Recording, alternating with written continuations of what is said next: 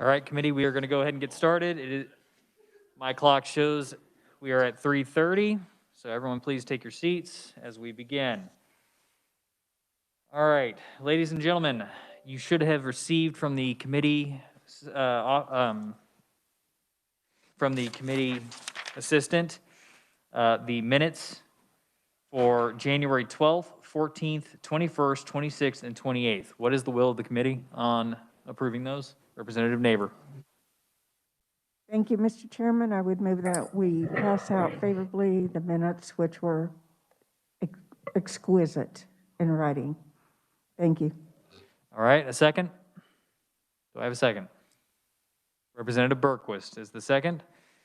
All right. And for the people in the second room over here to my right, go ahead and raise your hand. I can see you on my screen. When I say aye, so yep, I saw the hand. So just raise your hand if you approve. And same with you, Mr. Parker, or Representative Parker. So all those in favor signify by saying aye. All opposed, no. The ayes appear to have it. The ayes do have it. The minutes are approved. All right, ladies and gentlemen, so there has been more information that has come to light regarding House Bill 2052. And because of that, I'm sure you are all very well aware that we passed this bill out. It was the office assistant bill and us being able to donate to them and for the jobs that they do. So we're going to, I think, real quickly have an overview from the reviser just to make sure everyone's up to speed. We're all tracking. We are going to have a hearing on this bill again, and that is because the director of LAS would like to present to us as to the reason why he believes we need to modify this bill even further than what we were considering on the floor. So, with that, Mr. Heim, if you are on. Mr. Chairman, members of the committee, I had the committee secretary send out a balloon amendment for this bill. And I can go through that. There's several changes made. First, probably the most obvious change is that the $150 limit is deleted from the bill. Second, any legislator would be allowed to donate or provide a gift for the legislative assistance or committee assistance. And third, the bill would be effective in the Kansas Register. So it would go into effect this year, this session. And the fourth, at the end of each legislative session, the Division of Administrative Services would provide each legislator a form to report the amount of money given by the legislator as a gift to any legislative assistant or committee assistant. That's where the amendments that have been suggested stand, to my knowledge, at this point. All right, thank you, reviser. Does anybody have any questions for the reviser? Raise your hand if you do. Representative Smith. Thank you, Mr. Chair. Mr. Hines, are we looking at, you can give anything you want, there's no limit on this?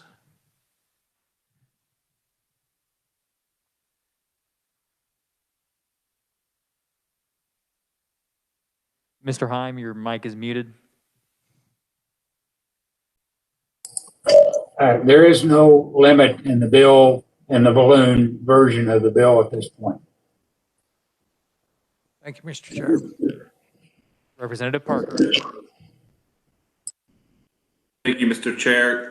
Mike, as I'm reading the balloon, I don't see any requirement that anything is actually done with that reporting form. Am I reading that right? That all we're dictating in this is that there will be a form? At this point in time, there is nothing there.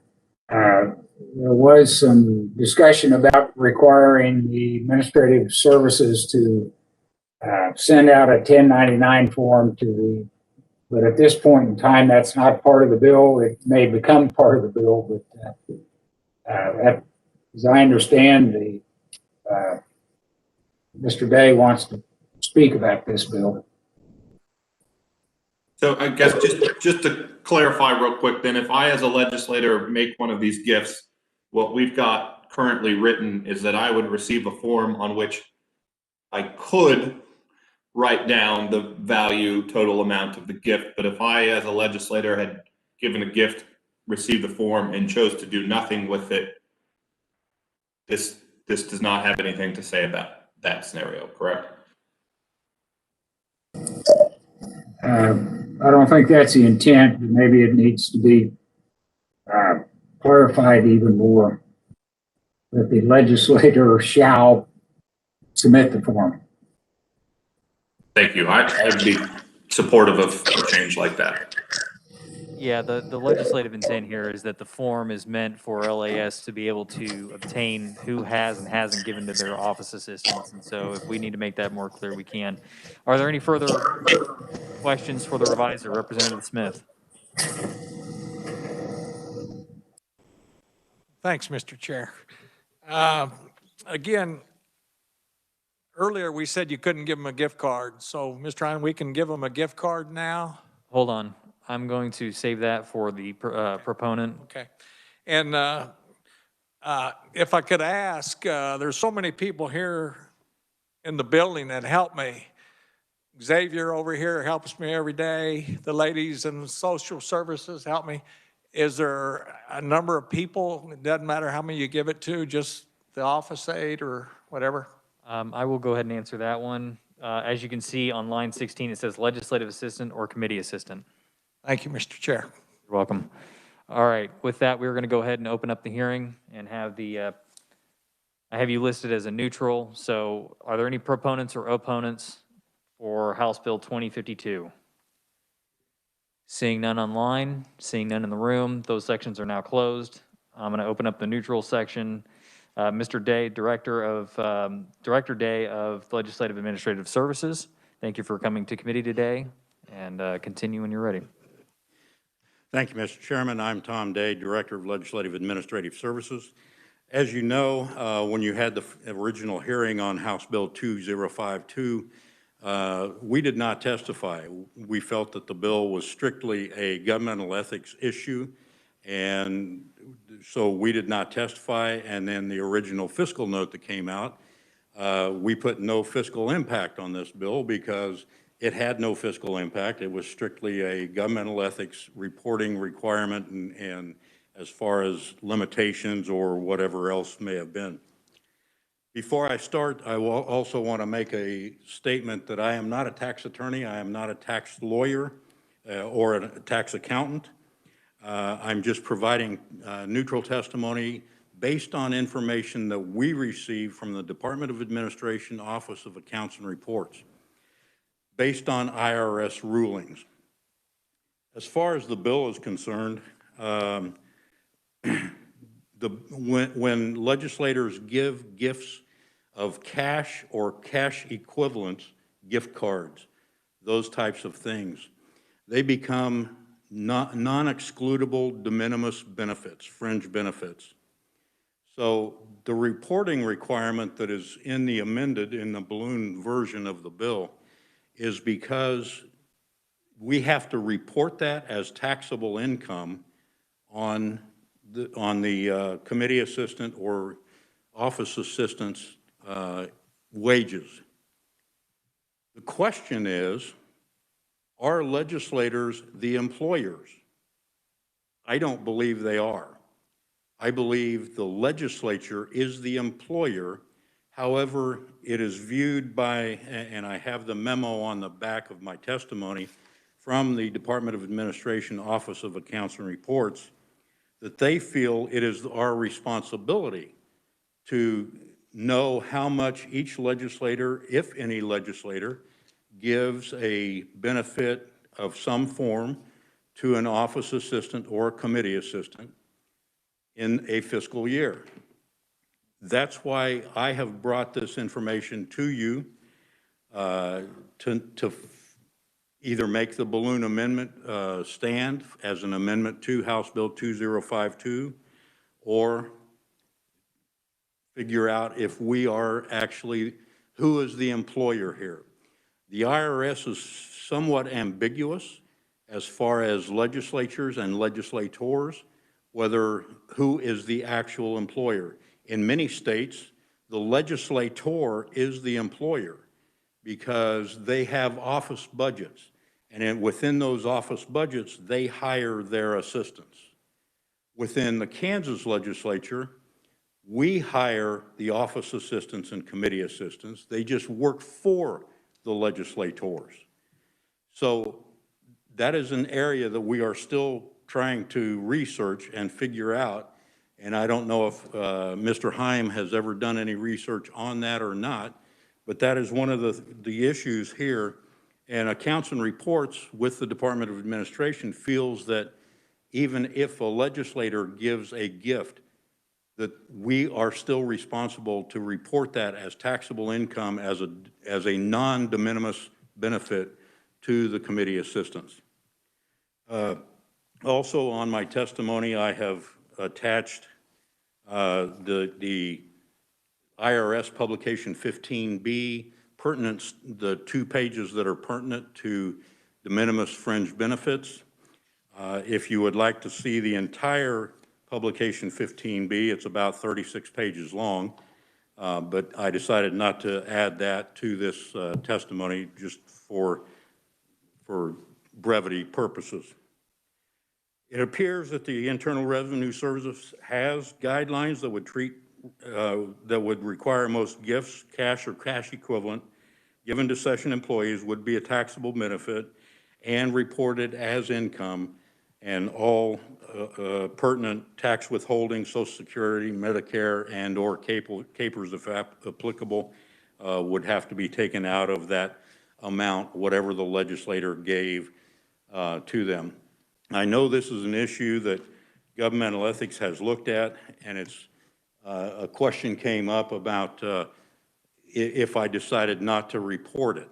If I took the form and didn't report it, well, if you take it out of your campaign finance account and report it on the campaign finance reports, then you've already made it public knowledge that you made that gift to that person, that office assistant or committee assistant. So it's one of those things that, to start with, the balloon amendment would at least start the process that we need if, in fact, we have to include that as taxable income to the employee, the office assistant, committee assistant in a fiscal year. With that, Mr. Chairman, I will stand for any questions, and hopefully I can answer them. Thank you, Director Day, for your testimony. Committee, are there any questions? And for those in the other room, okay, yep, Representative Proctor. Thank you, Mr. Chairman. So my question is for the neutral testimony, because you kind of don't want to get involved in the food fight that occurred the other day over this. But do you not see it being disruptive at all if we remove the limits from for the maximum limits for giving, and somebody is giving a substantially larger gift than all the other office assistants are getting? Do you not foresee any turmoil created by that, or more difficulty for you in maintaining the workforce? As far as maintaining the report, Representative Proctor, that would not be an issue. Currently, you have that going on now, some giving a little more than others. And whether that ranges from $25 maybe up to $500. I really can't answer that question as to how much, other than what I can find on campaign finance reports that are reported in that document. Yeah, and I'm not talking about the reporting requirement. I'm talking about the kind of the human issue of some people getting more than other people, and one office assistant getting substantially more than everybody else. You don't foresee that creating any personnel issues for you with office assistants? I would hate to give advice on that, because many office assistants do a lot for their legislators. Many committee assistants are in a whole different realm because they also handle all of a committee or sometimes a standing committee and a joint committee. So as far as how much is given, I don't see that as an issue unless the assistants happen to talk amongst themselves and make it an issue. Committee, are there further questions for the director?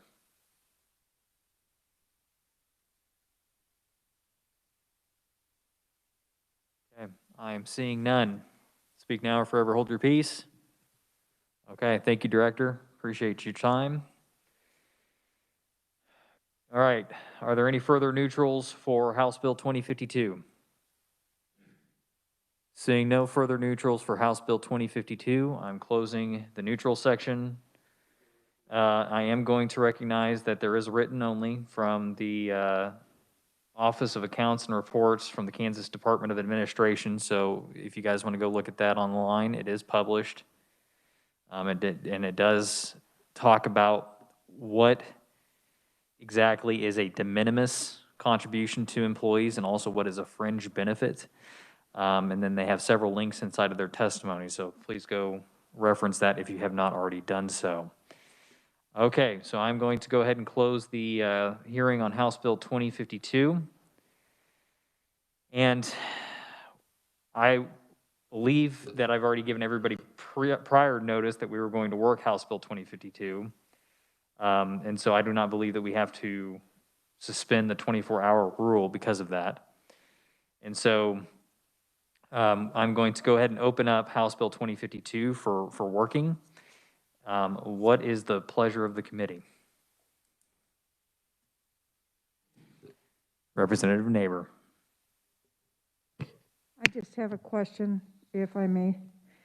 You know, it's brought to our attention again that there's nothing in here saying where these reports or who would examine these reports. I would expect them to either go to the Office of Administration or to Mr. Day, whoever is making out the 1099s and the forms at the end of the year.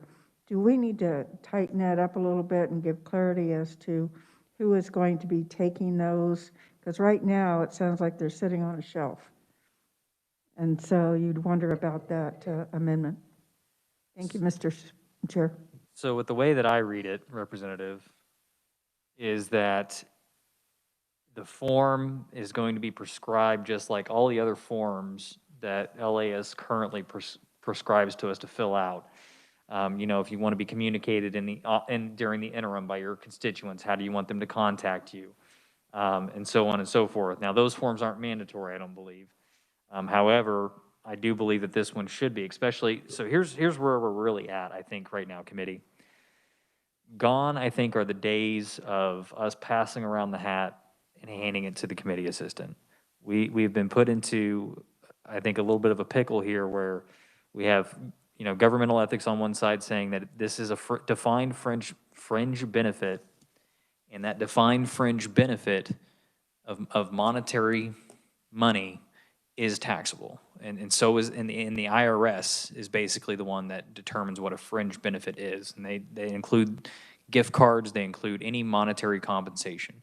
If you're going to give a de minimis gift, which is a rare item, such as, you know, it happens very infrequently, a birthday, a holiday, and it's going to be flowers or chocolates or what have you, that is what they would consider a de minimis gift, meaning that you could do that and it's not monetary, it doesn't have value, you're not giving them money, and so that it's not taxable.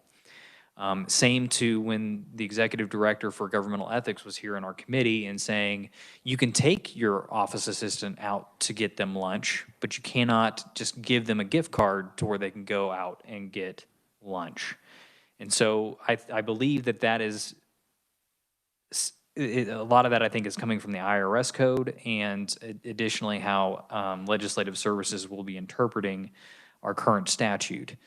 And so really what we've come to, I think, at this point is any future donations to our office assistants will need to be reported and tracked, whether you give it to them with personal funds or with your campaign funds, so that they can be taxed, because it's taxable income as defined by a fringe benefit.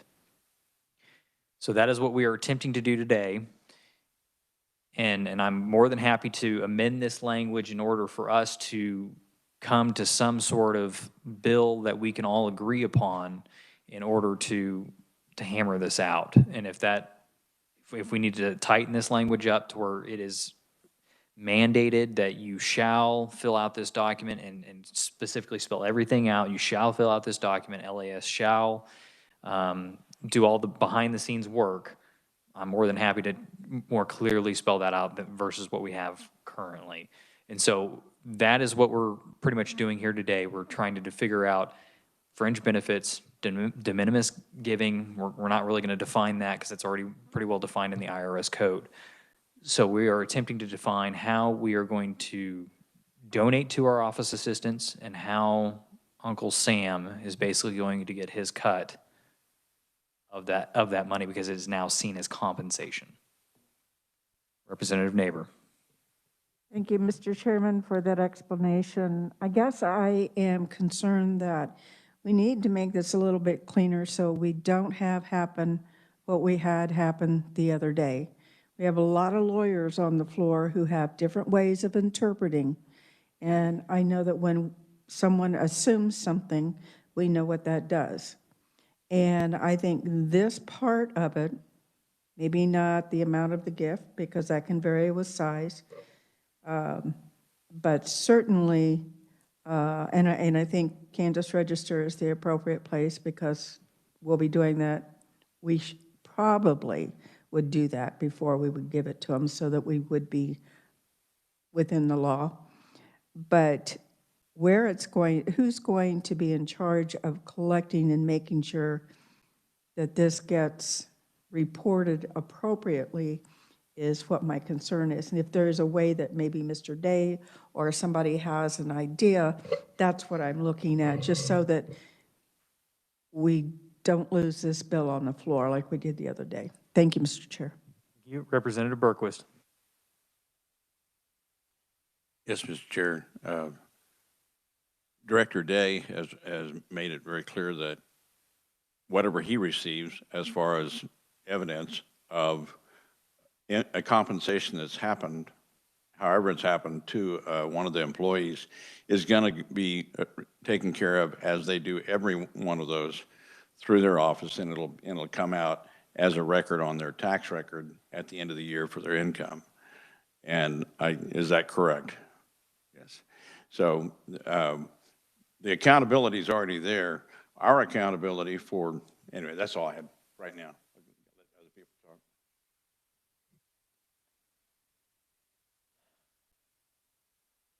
What? All right. So we're going to call on Mr. Heim, and then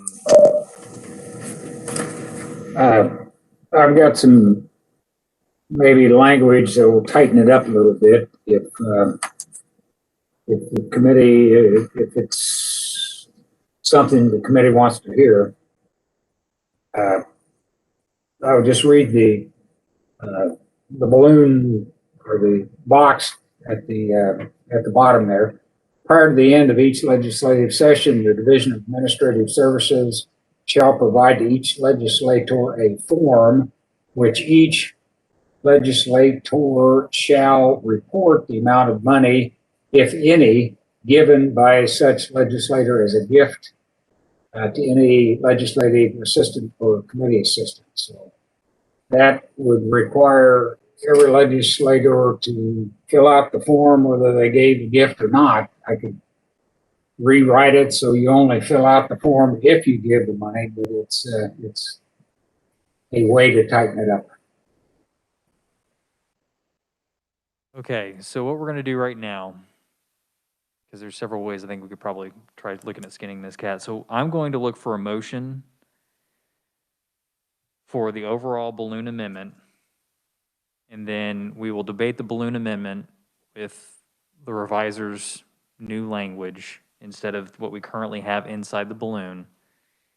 And then we will move from there. If it fails, then we'll figure it out. So do I have a motion for the current balloon amendment? With the reviser's edit on that last bit about the legislators shall report. Okay, I have a motion from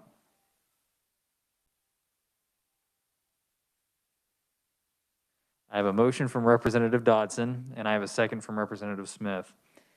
And just so the committee knows, our ranking minority member will be happy to provide the committee not gifts, but they were talking about gifts. Is that money or anyway? So the No, it will be de minimis. it will be de minimis. So the ranking minority member's phone went off, so he will be providing de minimis gifts to the committee at some point in the near future. Okay, so I have a motion and I have a second, so now we are on debate. So does any member wish to speak to the amendment, to the balloon amendment for House Bill 2052? Representative Parker.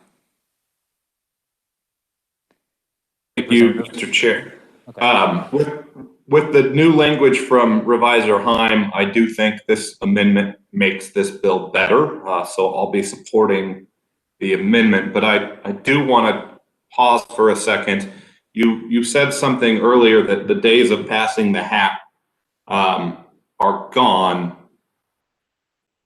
This is a sincere question. Isn't that what we've sought to keep in the first place? So in essence, are we not going around in circles trying to protect something that's already gone? I'm going to state the obvious here, but it seems like it would be easier if we, as legislators, and I know it's not the purview of this committee, just pushed for a raise for assistance and left the gifts behind. Well, Representative, let me amend my statement by saying, you know, the days of old where we used to do it without reporting and everything else are gone. And going forward, we can still pass the hat, but it will be it'll all have to be reported. Thank you, Mr. Chair. All right, Representative Bishop. Thank you, Mr. Chair. That was sort of my question as well. In other words, if we pass the hat and everybody is, usually there was a specific request, $10, something like that, then that means that each of us that have put $10 into the hat have to report that $10 with the name of the individual that received the gift. I assume that the report will include that. That is my understanding of what we are attempting to do here today, yes. If you provided something in lieu of cash, like a flower arrangement or something like that, you would need to report the value of that? You would not, because that would be a de minimis donation.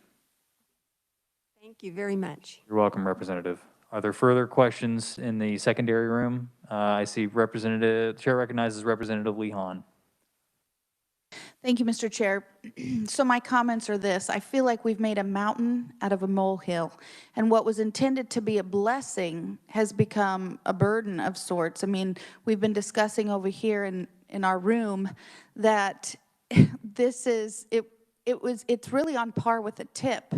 And so is there any way, Mike, to be able to just make this so simple that it doesn't fall in the IRS code, that it's just a blessing? How do we make this non-burdensome? Thank you, Representative. Give me just 2 seconds here. And if you would be willing to mute your mic in the meantime, thank you. So here's the problem that we have. Under current IRS code, and this is in your testimony, publication 15B, it says that cash and cash equivalent fringe benefits, for example, gift cards, gift certificates, and the use of other charge cards or credit cards, no matter how little, are never excludable as a de minimis benefit and ultimately are taxable. And so that is the problem that we are facing here today, that these items are basically taxable according to the IRS. And so that is the new wrench in the machine that we have figured out from the Department of Administration and the LAS within the last 24 to 48 hours. And I don't think we want to also, get our committee assistants in trouble either. So I've heard that people, are giving cash bonuses of $1,000 or more dollars. Well, if that is the case, then you're basically paying somebody cash under the table, and Uncle Sam's not getting his cut. So that's the problem that we're running into right now. Do you have any further comments, Representative? All right. Sorry. Go No, I'm ahead. good. Thank you. Okay, Representative Proctor. Thank you, Mr. Chair. I'm fine with the reporting requirement, but I am uncomfortable with having no limit. I think that the lack of a limit kind of creates this escalation of force where eventually, the gifts get out of control and create turmoil for our office assistants, and they will talk. So I would like to make a motion that we reinsert the $150 limit in this amendment. We are going to hold off on your motion because I'd rather keep this try as clean as possible, because if we start doing substitute motions, we can go down a rabbit hole. So let's go ahead and do the question in front of us currently, and then we will take your motion after we dispose of this question. Is that acceptable? Yep, that's fine. I was just going to amend the amendment, but we can do it that way too. I'm fine with that, Mr. Chair. Okay, thank you, Representative. Is there further discussion on this amendment at this time? Okay, seeing none, and for those in the other room and online, please raise your hand if you're an aye. All those in favor, please signify by saying aye. Okay, all opposed, no. All right, the ayes appear to have it. The ayes do have it. Okay, so Representative Proctor, would you like to now make your motion?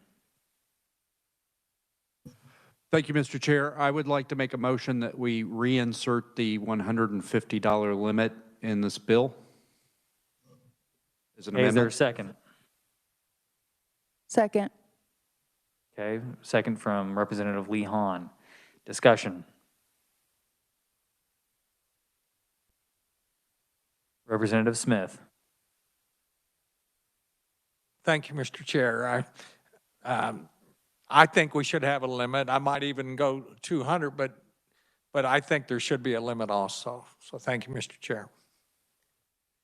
Okay, so I will let the committee know that if we do put a limit on here, there's a very good chance it will be taken off on the floor, just because of the blowback that I heard from other committee chairs and other people in the legislature who wanted to be more generous than $150 or $200. And it was really going back to the points that Representative Miller made originally when we were arguing this bill.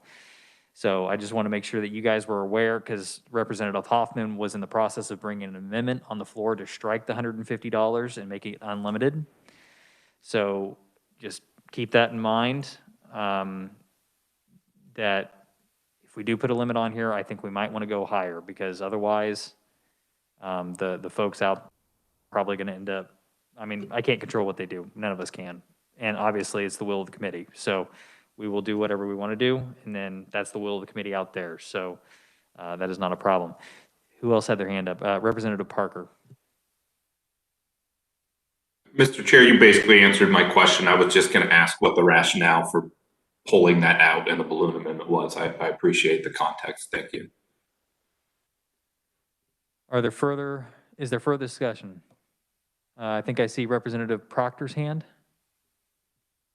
Thank you, Mr. Chair. I am not married to $150. I am willing to support anything that puts a monetary limit. I just think that, I come from background in the U.S. military, and all the gifts always had limits, just so that, nobody went nuts. Nobody, kind of broke the system or created the appearance of impropriety by giving too much money. And so I'm not married to $150. I'll support anybody's amendment if they want to change that number, but I really do think that we need some limit. Thank you. Representative Neighbor. Thank you, Mr. Chairman. And just for clarity, did we take a vote on Mr. Himes' new wording? Because I know several people thought it was a better wordsmithing. So I don't think we voted on that. I think we voted on what is here.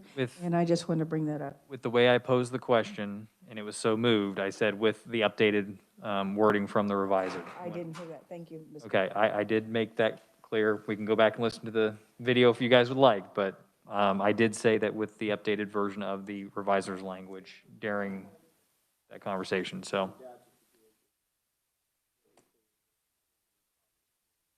Okay, so we are under, so it's the balloon amendment, but with the reviser's specified language. That is what's currently in the bill right now. And we are on an amendment right now from Representative Proctor to add the $150 limit back in. And is there further discussion on adding a dollar amount limit back in? And that dollar amount can be amended on another motion, if that's the will of the committee. I'm not seeing any hands in the secondary room. I'm not seeing any hands online for further discussion. So all those in favor of the Proctor amendment adding a dollar amount back into the bill, please signify by saying aye or raising your hand and keeping it up in the other room. Okay, go ahead and everybody raise your hands who's in support of the dollar amount. And keep them up.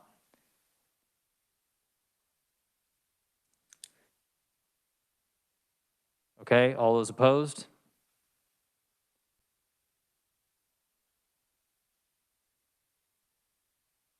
Okay. By my count, it's 8-4. Motion passes. So we now have a $150 limit back into the bill.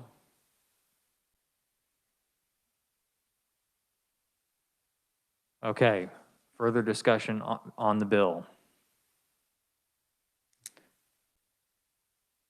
Representative Parker. Thank you, Mr. Chairman. I believe this is between us our third year now wrestling with this bill in the Elections Committee. It may end up having a longer tenure in this body than I do. I've been supportive of it up till this point, but I feel like the reason we keep running into issues with it is we are trying to simplify something that may not be fixable. And so to me, I think I'm becoming convinced that the answer is that the way we've always done things is maybe not the way that we need to do them moving forward. We now have plenty of information that as individual legislators or members of a committee, we can give non-monetary gifts to assistants. And if it's our belief as legislators and members of this body that assistants are not compensated adequately, which is my belief, we are in a unique position of power in this state to actually accomplish a change for that. And I believe we should remedy that through the appropriations process and actually just pay these folks what they deserve. So while I've been supportive of this bill for the past 2 years in our first attempt at it, I admire the intent of it, but I think at this point, I will actually be voting opposed to this bill. Thank you, Mr. Chair.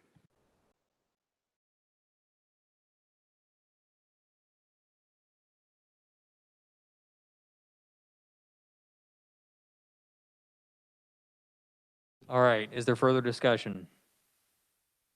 Representative Berquist. Mr. Chairman, I'd like to bring an amendment to increase the maximum number to 500 so that we can settle that issue. Okay, is there a second? Second from Representative Bourgeon. Discussion on the amendment to increase $150 to $500. I'm not seeing any hands in the secondary room, not seeing any hands online or in here. Representative, you may close on your motion. Mr. Chair, I close. Okay, you've heard the motion. All in favor, please raise your right hand and keep it up.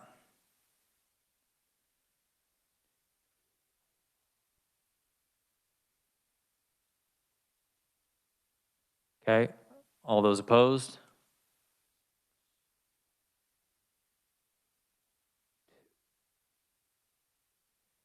Representative Collins, can you wave your hand if your hand is up? Yep, okay, it is, okay. All right, thank you. By my count, it's 6 votes in favor, 3 votes against. The dollar amount is increased to $500. Mr. Chairman, I have a question. And who is that? Okay, Representative Topliker. Okay, we've talked about who this applies to, and the bill and in the title and in C of the balloon say, talk about legislative assistant and committee assistant, and I know we had a little bit of discussion about who that is, and my question is to Mr. Heim is, do we have in the law a definition for legislative assistant and a definition for committee assistant? Or how, if there's a question, like if the legislator decides to give a maintenance person or somebody that does some other detailed job in the Capitol building in somehow or some way assisting the legislature, how is there a definition for these two, legislative assistant and committee assistant? I believe it's the Division of Administrative Services terms, or whatever. In terms of definition in the law, no, it's not in the law, but I think that's how the folks are hired to help out the legislature. And if Mr. Day is still aware, he can confirm that.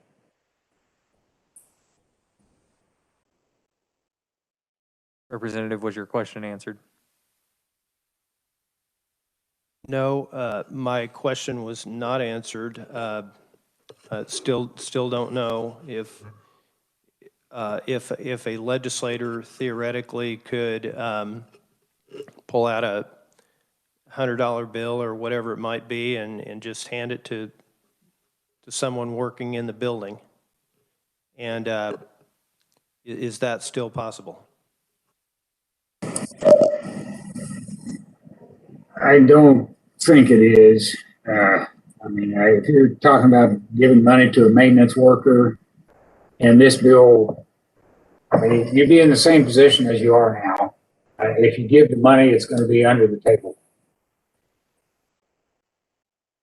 Just to follow up, Mr. Chairman,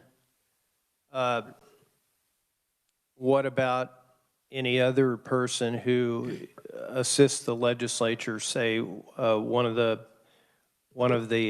clerks in the House or clerks in the Senate?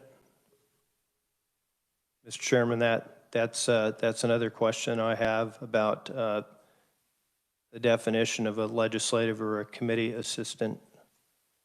In that case, I guess it would be a legislative assistant to either the House or the Senate.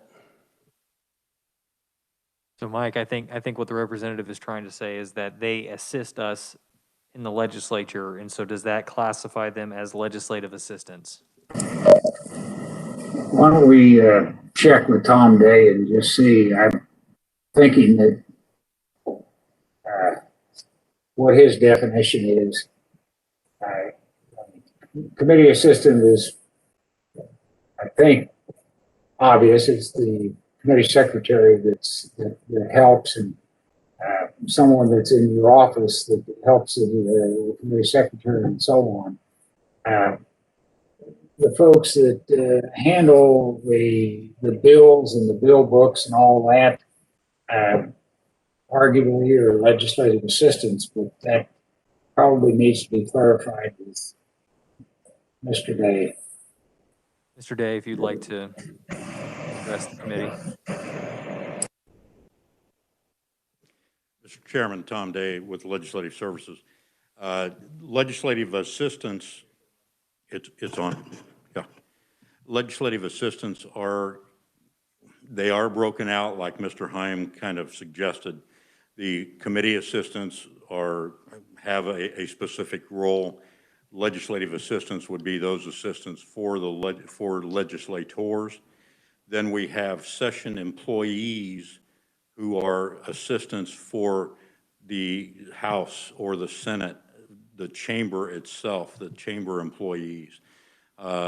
We don't have anything to do with maintenance workers or anyone from the Department of Administration side that are inside the building. So if you were to give money to a chamber assistant, it still would fall under the same principles under the IRS guidelines. However, the reporting requirement might be a little different because it may not be a legislator that's giving money. It may be, let's say, the Secretary of the Senate.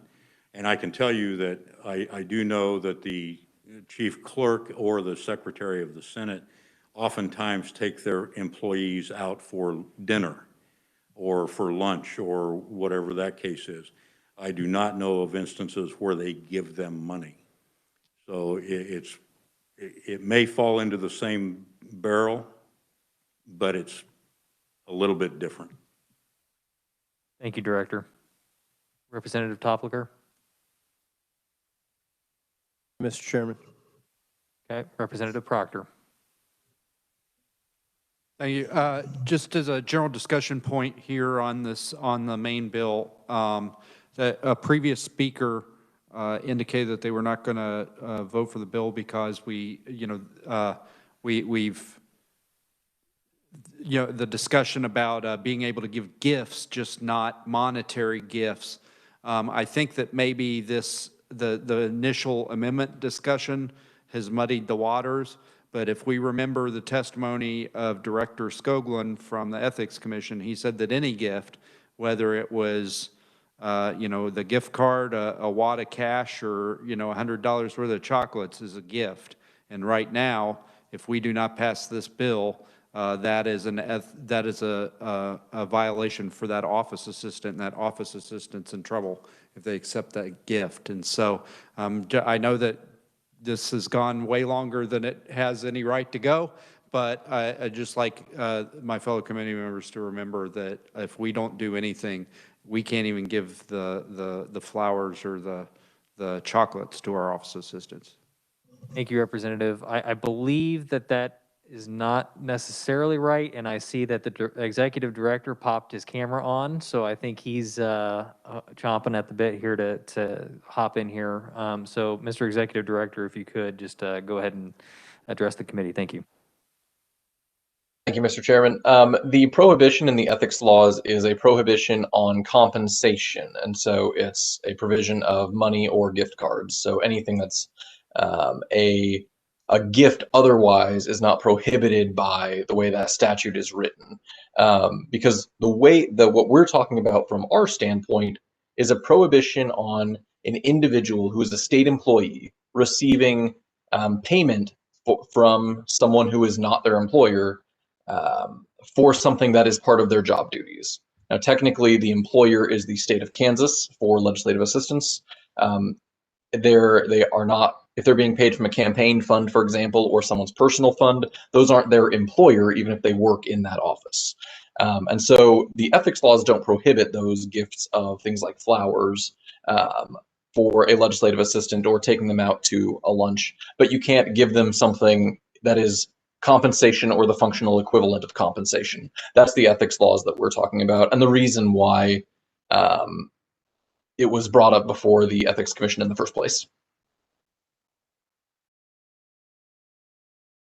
All right, Representative Proctor, follow up. So what is the limit then? I mean, can I give my office assistant a car? I mean, it's not money. I mean, I guess I'm trying to wrestle with it because, you know, I'm also a small business owner, and if I give one of my employees a non-monetary gift, I have to report that as income for the IRS. So I'm not sure what standard's being applied anymore. I'm confused. If I may, Mr. Chair. Proceed. I think what's making this a little complicated is because we're talking about multiple different areas of the law. We're talking about tax reporting requirements. We're talking about, for our perspective, we're only talking about a limit on provision of compensation. Buying a legislative assistant a car would be extremely generous, but under the current ethics laws, not prohibited because that's not the equivalent of compensation. And so that's what the way that the statute is written. And that's why, again, there's definitely some odd scenarios that you could definitely posit around that ethics law. Representative Neighbor. Thank you, Mr. Chairman. This is just a comment. In all my time up here, I don't think I've ever seen $5 or $10 bring as much conversation and concern about ethical law before. And so you never know what just a little bit can do, and also what a lot can do. Thank you. I feel like we're attempting to name the state rock or something here, because that seems to be the stuff that always causes the most controversy. All right, so is there any other discussion on the bill?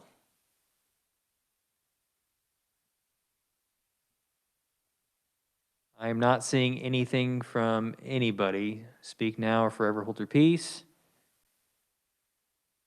Okay, so all of those, actually, I'm going to, who had the original motion for the bill? Representative Neighbor, I believe, for the bill. Or was it? Have we voted on? Yes, we already took a vote on the 500. So whoever wants to renew a motion to pass this out. Thank you, Mr. Chairman. I would move that we pass out favorable House Bill 2052 as amended and amended and amended. Thank you. Thank you, Representative. I'm looking for a second. Second from Representative Dodson. All those in favor of passing this out favorably, please raise your right hands and keep them in the air.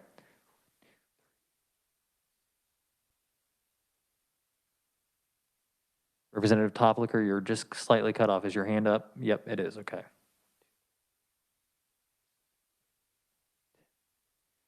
Okay. All those opposed, please raise your right hand and keep it in the air. Okay, by my count, it is 10 votes aye, 1 vote nay. The ayes have it. The bill is passed. All right. With that, ladies and gentlemen, I thank you, the committee, for their work. This was a pretty intense item, even though it started off as a very simple issue. So thank you all for your work. I do appreciate it, and the committee is adjourned.